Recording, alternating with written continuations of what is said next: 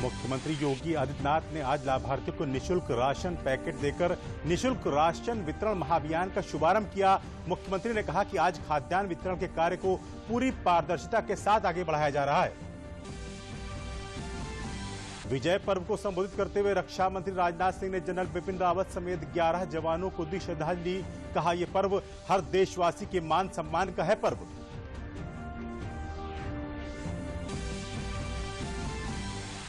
Kashi Vishwanath corridor का कल प्रधानमंत्री नरेंद्र मोदी करेंगे उद्घाटन।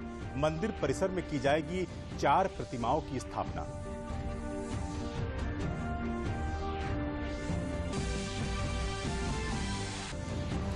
और पूरे प्रदेश में आयोजित जिला विधिक सेवा प्राधिकरण के तत्वावधान में राष्ट्रीय लोक अदालत में आपसी सुलह समझौते के आधार पर बड़ी संख्या में मामलों का किया गया निस्तारण। नमस्कार, मैं दिलशाद। समाचार विस्तार से। सबसे पहले आपको बता दें कि मुख्यमंत्री योगी आदित्यनाथ ने लखनऊ से राष्ट्रीय खाद्य सुरक्षा अधिनियम के अंतर्गत लाभार्थियों को निशुल्क राशन वितरण महाअभियान का शुभारंभ किया। इसी के साथ पूरे प्रदेश में भी केंद्र और प्रदेश सरकार के मंत्री, सांसद, विधायक, आयोग, निगम व बोर्ड के अध्यक्ष व सदस्य समेत अन्य जनप्रतिनिधियों ने भी अपने अपने क्षेत्र में निशुल्क राशन वितरण की शुरुआत की। मुख्यमंत्री ने कहा कि हमने राष्ट्रीय खाद्य सुरक्षा अधिनियम के तहत मुफ्त खाद्यान्न वितरण कार्यक्रम शुरू किया है। इस योजना से देश में 80 करोड़ और यूपी में 15 करोड़ लोगों को फायदा होगा। देश के हर गरीब को खाद्यान्न वितरण का एक बड़ा अभियान प्रधानमंत्री गरीब कल्याण अन्न योजना के माध्यम से प्रारंभ किया था। देश के 80 करोड़ गरीब इस योजना से लाभान्वित हो रहे थे प्रतिमाह, और उत्तर प्रदेश के लगभग 15 करोड़ लोगों को इस सुविधा का लाभ प्राप्त हो रहा था।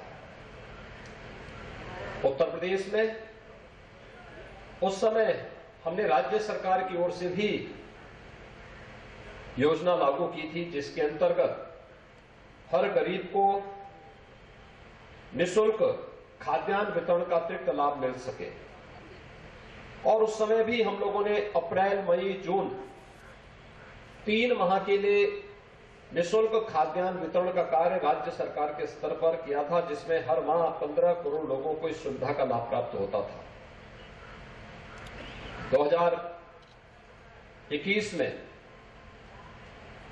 जब सेकेंड वेव कोरोना महामारी की आई, तब भी राज्य सरकार ने और केंद्र सरकार ने खाद्यान्न वितरण की व्यवस्था प्रारंभ की। आपने देखा होगा कि 2021 में भी मई से लेकर के दीपावली तक, यानी रामनवमी से लेकर दीपावली तक भारत सरकार ने 7 महीनों तक खाद्यान्न वितरण की एक बड़ी योजना लागू की थी। और राज्य सरकार ने जून, जुलाई, अगस्त 3 माह तक खाद्यान्न वितरण का कार्य प्रदेश के अंदर उन सभी जरूरतमंदों को उपलब्ध करवाने का कार्य किया था जो लोग अंत्योदय कार्ड धारक हैं या पात्र गृहस्थी के कार्ड धारक हैं। भाइयों बहनों, वर्तमान में जब थर्ड वेव की आशंका दुनिया के अंदर व्यक्त की जा रही है, यद्यपि केंद्र और राज्य सरकार इसके लिए पूरी तरह थर्ड वेव का मुकाबला करने के लिए तैयार है। हमने स्वास्थ्य की सुविधाएं उपलब्ध करवाई हैं, फ्री में टेस्ट, फ्री में उपचार, फ्री में खाद्यान्न की योजना और फ्री में वैक्सीन सभी लोगों को उपलब्ध करवाने के एक बड़े कार्यक्रम को हम लोग आगे बढ़ा रहे हैं। मुख्यमंत्री ने कहा कि डबल इंजन की सरकार के डबल खाद्यान्न वितरण का लाभ हर जरूरतमंद को होली तक प्राप्त होता रहेगा। डबल इंजन की सरकार के कारण महीने में 2 बार खाद्यान्न योजना का लाभ हर जरूरतमंद को प्राप्त होगा। डबल इंजन की सरकार का डबल खाद्यान्न का लाभ भी हर जरूरतमंद को प्राप्त हो, यह लाभ भी हर जरूरतमंद को दिखे। इसी दृष्टि से आज इस बृहद खाद्यान्न योजना का शुभारंभ एक बार फिर से दीपावली से होली तक आगे बढ़ाने का कार्य किया जा रहा है। डबल इंजन की सरकार है तो महीने में 2 बार खाद्यान्न योजना का लाभ हर जरूरतमंद को प्राप्त हो। आज इसी का शुभारंभ करने के लिए हम लोग यहां पर आए हैं। भाइयों बहनों, आपने देखा होगा खाद्यान्न वितरण की इस पूरी कार्रवाई को कितनी पारदर्शी तरीके से आगे बढ़ाया जा रहा है। दरअसल प्रधानमंत्री गरीब कल्याण अन्न योजना के तहत आज से अतिरिक्त राशन वितरण की शुरुआत की गई। पात्र गृहस्थी कार्ड धारकों को मिलने वाले राशन गेहूं, चावल के अलावा आज से चना, रिफाइंड व आयोडीन नमक का वितरण शुरू किया गया है। जालौन में केंद्रीय राज्य मंत्री भानु प्रताप वर्मा ने सरकारी राशन की दुकान पर पहुंचकर खाद्यान्न वितरित किया। उन्होंने कहा कि सरकार ने गरीबों को लाभ पहुंचाने के उद्देश्य से इस योजना की शुरुआत की है, जिसका लाभ गरीबों को मिल रहा है।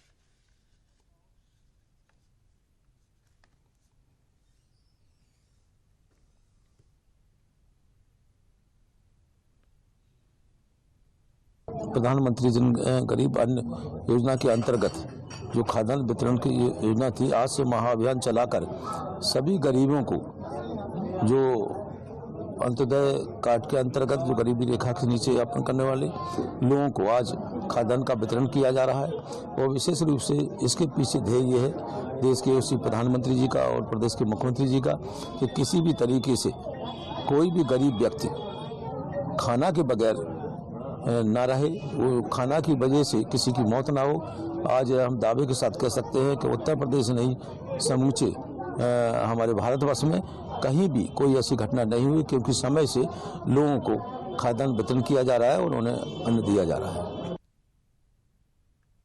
वहीं राशन पाने वाले लाभार्थियों ने केंद्र व प्रदेश सरकार की सराहना करते हुए प्रधानमंत्री को धन्यवाद दिया।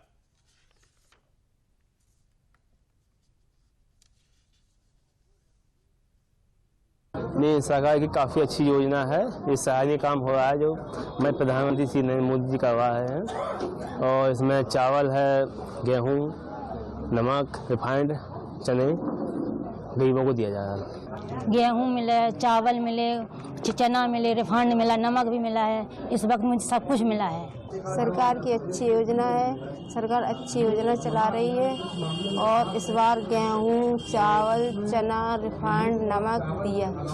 सरकार की बहुत अच्छी योजना है और जो है जनता का बहुत अच्छी तरह से देखभाल कर रहे हैं मोदी जी और योगी जी की। हम लोग बहुत भी सराहना करते हैं। और स्वर्णिम विजय वर्ष के विजय पर्व को संबोधित करते हुए रक्षा मंत्री राजनाथ सिंह ने कहा कि यह पर्व हर देशवासी के मान सम्मान का पर्व है। उन्होंने कहा कि सीडीएस जनरल बिपिन रावत के निधन के कारण यह पर्व हम सादगी के साथ मना रहे हैं। उन्होंने कहा कि बेंगलुरु के कमांड हॉस्पिटल में भर्ती ग्रुप कैप्टन वरुण सिंह के पिता से भी हमने बात की है। हर मदद के लिए परिवार के संपर्क में हैं। इस दुखद घटना में पूरा देश इन परिवारों के साथ खड़ा है। उन्होंने कहा कि हमारा देश पूरी दुनिया को अपना परिवार मानता है। भगवान श्री राम, कृष्ण और बुद्ध ने भी मानव मूल्यों के लिए संघर्ष किया है। हमारी सेनाएं भी इसके लिए संघर्ष करती हैं। 1971 के युद्ध में भारतीय सेना ने जिस पराक्रम का परिचय दिया, उसकी आज भी सराहना हो रही है। बिपिन रावत के असामयिक निधन के बाद और साथ ही साथ उनकी धर्मपत्नी तथा 11 अन्य हमारे बहादुर जवानों के निधन के बाद इसे सादगी के साथ मनाने का निर्णय लिया गया। आज के अवसर पर मैं उन सभी को स्मरण करते हुए अपनी हार्दिक श्रद्धांजलि अर्पित करता हूं। एक हमारे और एयरफोर्स के अफसर ग्रुप कमांडर वरुण सिंह इसमें बेंगलोर कमांड हॉस्पिटल में उनका इलाज चल रहा है। मैं लगातार संपर्क में हूं और उनके पिताजी से भी हमारा लगातार संपर्क बना हुआ है। हम सभी ये प्रार्थना करते हैं कि वह जल्दी स्वस्थ होकर वह बाहर आएं और अपने दायित्व का निर्वहन करें। आज के दिन मैं भारतीय सेना के उस हर सैनिक के शौर्य, पराक्रम और बलिदान को नमन करता हूं, जिनकी एक वजह से 1971 के युद्ध में भारत ने विजय हासिल की थी। साथ ही यह उत्सव एक प्रतीक है उस जोश, जुनून और उत्साह का जिसे हमारी सेनाओं ने 1971 के युद्ध में प्रदर्शित किया था। यह उत्सव हमें प्रेरणा देता है कि हम अपने उसी उत्साह, जोश और जुनून को लेकर प्रगति के पथ पर सदैव आगे बढ़ते रहें।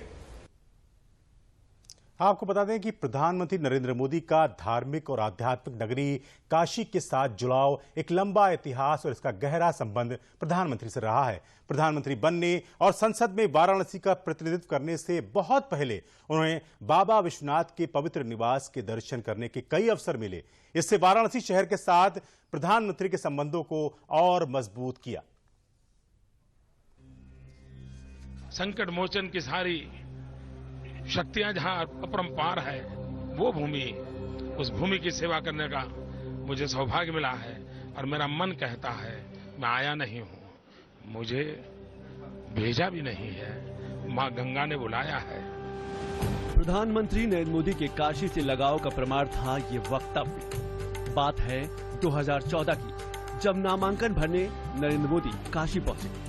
काशी के संपूर्ण परिवर्तन का सिलसिला यहीं से शुरू हुआ। प्रधानमंत्री नरेंद्र मोदी ने प्राचीन शहर के लिए नवीन पुनर्निर्माण का रास्ता अपनाया। उनके श्रम का फल जल्द ही बुनियादी ढांचे के विकास और काशी के 360 डिग्री परिवर्तन के साथ दिखाई देने लगा। पुनरुत्थान के साथ साथ प्राचीन धरोहरों को संजोया गया। काशी विश्वनाथ मंदिर को अतीत की आभा प्राप्त करने में मदद करने के लिए योगदान देना पीएम मोदी का प्रण था। इसके साथ ही उन्होंने काशी विश्वनाथ कॉरिडोर के विकास की यात्रा शुरू की। काशी में सदियों पुरानी परंपरा है कि लोग गंगा नदी में स्नान करते हैं, पवित्र नदी से जल ले जाते हैं और मंदिर में गंगा जल चढ़ाते हैं। सदियों से आसपास के क्षेत्र में बड़े पैमाने पर निर्माण और अतिक्रमण के कारण यह परंपरा लुप्त होती जा रही है। बेरोक टोक निर्माण ने भी मंदिर तक पहुंचना और दर्शन करना भक्तों के लिए एक कठिन कार्य बना दिया।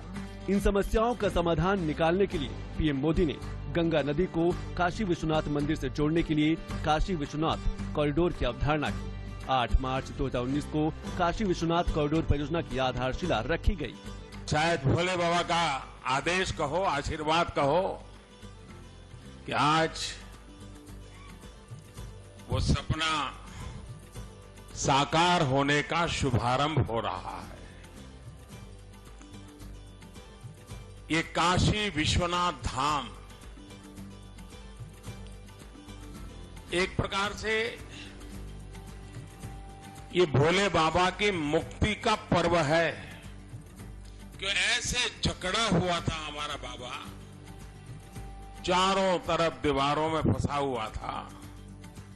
शायद पता नहीं कितनी सदियों तक सांस लेने भी दिक्कत रही होगी। अब पहली बार अगल बगल की कई इमारतों को एक्वायर किया गया।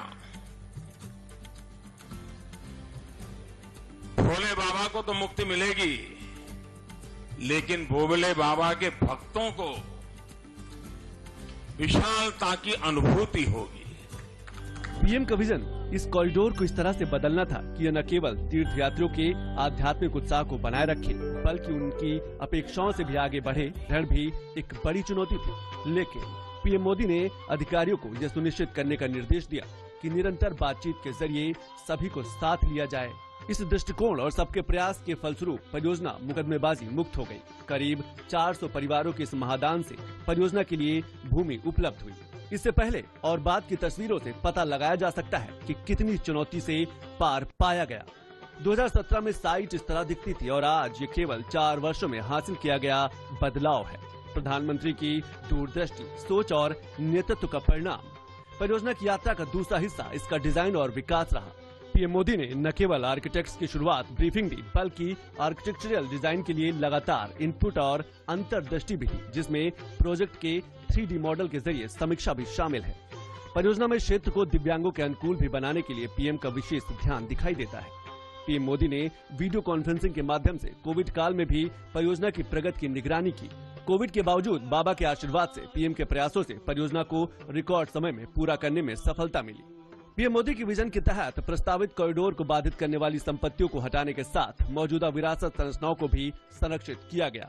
इस पहल के स्वरूप इमारतों के तोड़ने के दौरान श्री गंगेश्वर महादेव मंदिर, मनकामनेश्वर महादेव मंदिर, जौ विनायक मंदिर, श्री कुंभ महादेव मंदिर आदि जैसे 40 से ज्यादा प्राचीन मंदिरों की खोज की गई, जो वर्षों से बहुमंजिला इमारतों के रास्ते में समा गए थे।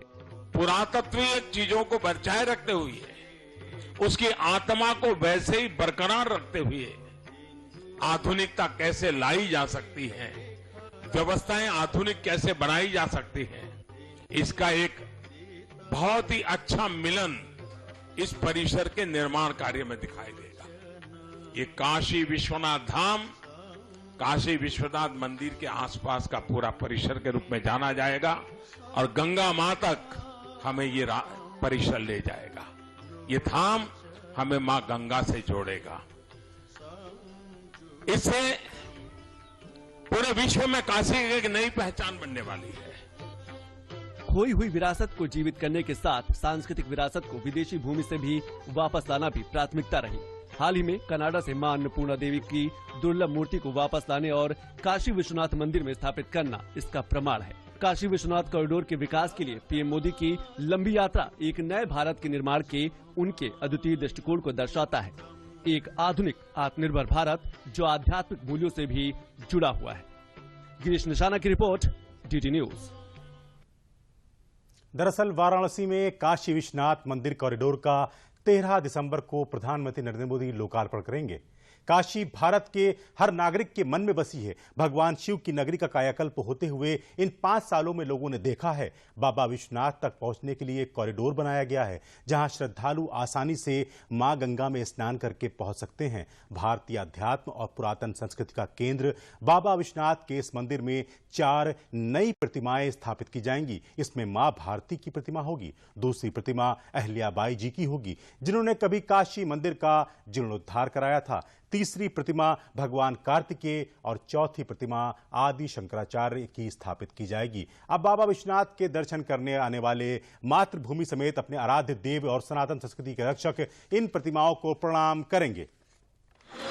इसके पश्चात कार्तिकेय की और आदि शंकराचार्य की ये चारों मूर्तियां मंदिर परिसर के बाहर जो हमारा पूरा काशी विश्वनाथ धाम बना है उसमें पृथक स्थान पर बनेगी।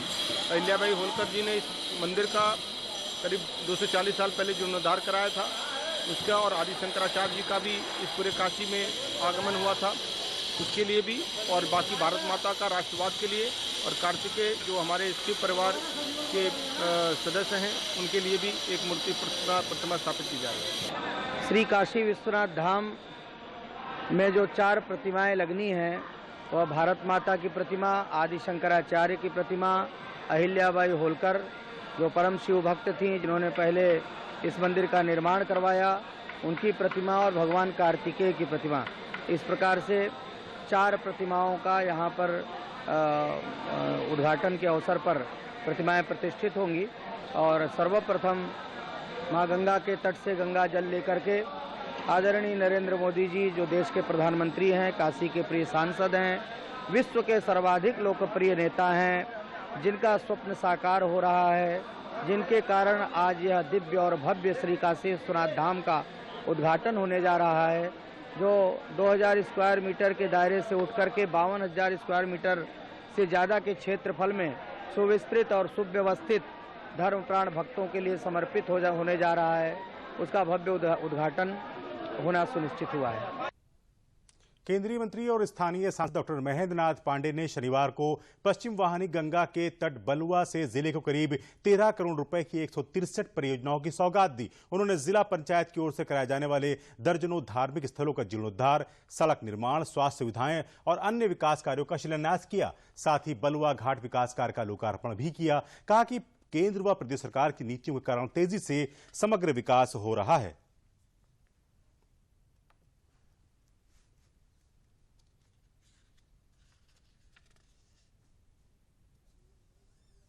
साई सेंटर जैसा स्वरूप चंदौली में मिले और बनारस की सीमा पर मिले, ये बनारस, चंदौली, पूर्वांचल के लिए बहुत बड़ी उपलब्धि होगी। पूर्वांचल में नहीं, हम जो है उस दिशा में आगे बढ़ेंगे और हम सबका सौभाग्य है कि हम सबके अत्यंत विश्वप्रिय नेता मोदी जी हम लोगों का संरक्षण हम लोगों को है, मार्गदर्शन है, उनका आशीर्वाद है, तो हम इसको आगे पहल शुरू करेंगे और इस पर जो है जिलाधिकारी चेक करके पूरे कागजी रिकॉर्ड के साथ हमें दे। मैं अनुराग ठाकुर जी के माध्यम से इस काम पर भारतीय जनता पार्टी के पूर्व प्रदेश अध्यक्ष लक्ष्मीकांत वाजपेयी ने पार्टी के राज्य मुख्यालय में आज विभिन्न राजनीतिक दलों के नेताओं को भाजपा की सदस्यता ग्रहण कराई। पूर्व विधायक कालीचरण राजभर, मदन राजभर सुभाषपा छोड़कर भाजपा में शामिल हुए। सुहेल देव के वंशज गोलू राजभर भाजपा में शामिल हुए। ज्ञान राजभर, बब्बन राजभर, सुशील राजभर, प्रकाश राजभर, राजेश राजभर भी भाजपा में शामिल हुए। 35 लोग समाजवादी पार्टी की सदस्यता छोड़कर आज भारतीय जनता पार्टी में श्री कालीचरण राजभर के साथ शामिल हुए हैं। आज शामिल होने वाले सभी कार्यकर्ताओं का जो महाराजा सुहेल देव के वंशज हैं, उनके अनुयायी हैं और सपा छोड़कर भाजपा में आ रहे हैं। और उधर औद्योगिक नगरी कानपुर में कैबिनेट मंत्री सतीश महाना ने प्रदूषण मुक्त सार्वजनिक परिवहन सुविधाएं उपलब्ध कराने के लिए 20 इलेक्ट्रिक बसों को हरी झंडी दिखाकर रवाना किया। कानपुर स्मार्ट सिटी लिमिटेड और नगर निगम कानपुर सिटी ट्रांसपोर्ट कॉर्पोरेशन के संयुक्त प्रयास से यह पहल शुरू की गई है। कानपुर शहर को 100 इलेक्ट्रिक बसें मिलनी हैं, जिसमें 52 बसें पहुंच चुकी हैं। इन इलेक्ट्रिक बसों के संचालन से कानपुर के लोगों को बेहतर सार्वजनिक परिवहन सुविधा उपलब्ध होगी। इससे सड़कों पर वाहनों का दबाव कम होगा और लोगों की यात्रा आसान होगी।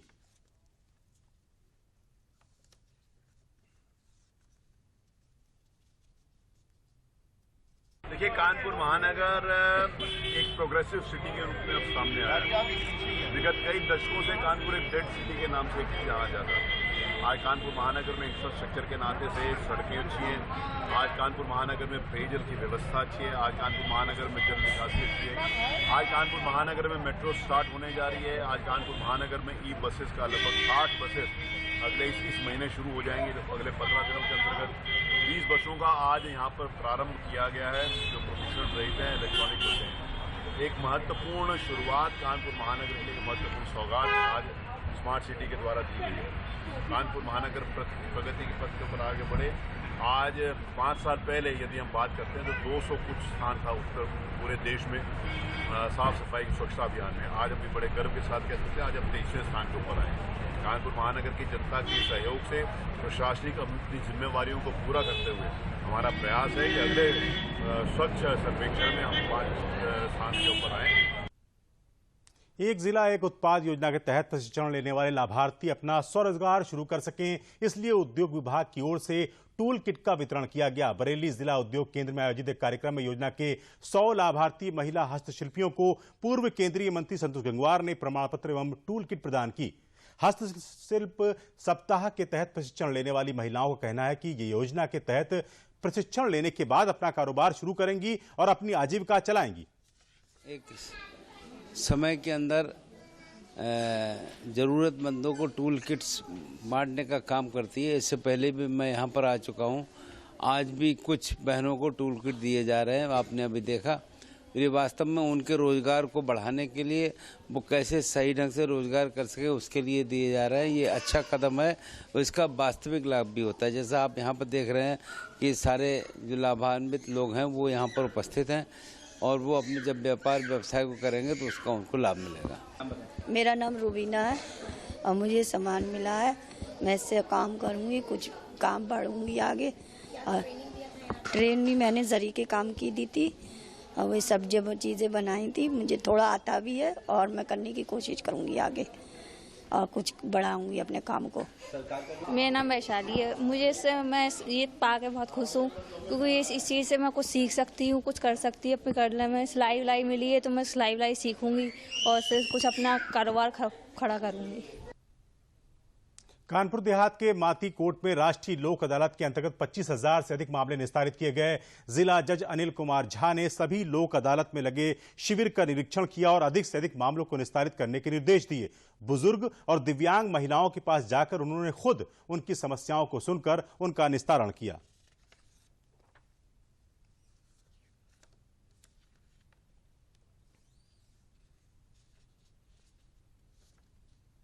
नेशनल लोक अदालत में लगभग 71,000 मुकदमों को चिन्हांकित करके डिफरेंट कोर्ट्स में, एडमिनिस्ट्रेशन के डिफरेंट डिपार्टमेंट्स में फिक्स किया है।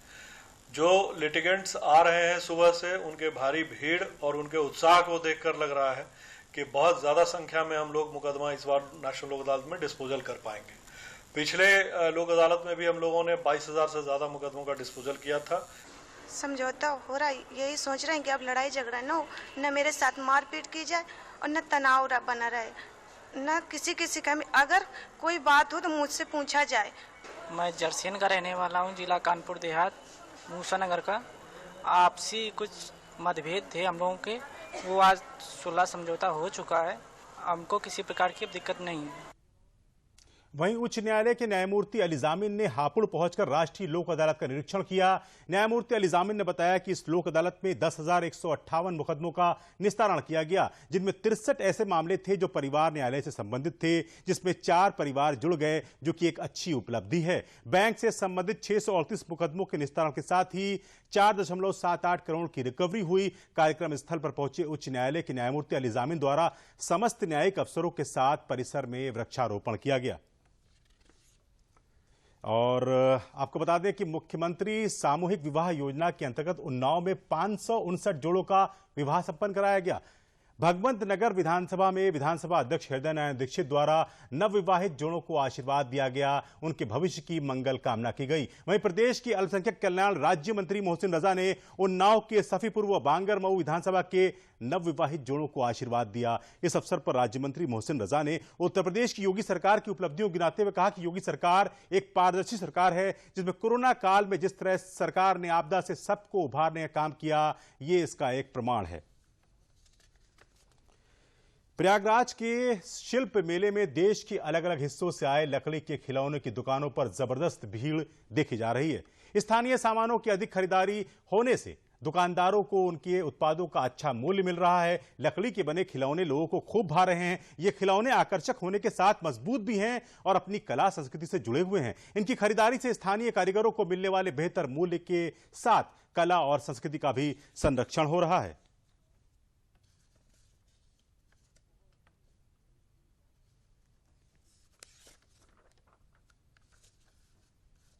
ये अपने हाथ का बना हुआ खिलौना सर, स्वदेशी खिलौना है सर। ये पूरी हाथ की फिनिशिंग होती है, सबसे बड़ी चीज होती है सर, ये पूरा हाथ का बना रहता है। सर ये चाहते हैं कि लोग हमारा खिलौना सर खेले, बच्चों को खिलाएं और एक दूसरे को दिखाएं, और ना कि चाइना प्लास्टिक ना यूज करके अपना हाथ का बना हुआ लकड़ी का स्वदेशी खेले। ये अपना खुद का बना हुआ मैन्युफैक्चरिंग है सर। हम बनारस से हर साल आते हैं। बिल्कुल, प्रधानमंत्री जी का हमारा एक खिलौने का प्रमोट करने का जो एक उत्साह था, लोगों में एक जागृति नजर आई है और लोगों ने उत्साह से इस खिलौनों को अपनाया है। बच्चे आजकल एक्चुअली सब मेड इन चाइना ही देख के बड़े हो रहे, तो इनको बहुत अट्रैक्टिव लग रहा है कि लकड़ी के खिलौने बड़े डिफरेंट से लग रहे हैं और ये सच में बहुत अच्छे हैं, ड्यूरेबल भी रहते हैं, इनकी टूटने की कोई चांसेस भी नहीं रहती हैं। और पुराने ज़माने से लेकर अभी तक में हम लोग उसी से ही खेलते आए हैं। और अब आजकल ये मेड इन चाइना के बस 2 मिनट वो खिलौने चाबी घुमाओ, सेल घुमाओ और वो तुरंत ही खराब हो जाते हैं। ये है कि अपना चीप भी पड़ रहा है और ड्यूरेबल भी है, तो बहुत ही अच्छा है कि ये चीज़ फिर से दोबारा मोटिवेट किया जा रहा है इन सब शॉपकीपर्स को कि ये लोग आगे बढ़ें और अपना इनकम ये लोग अपनी बढ़ाएं।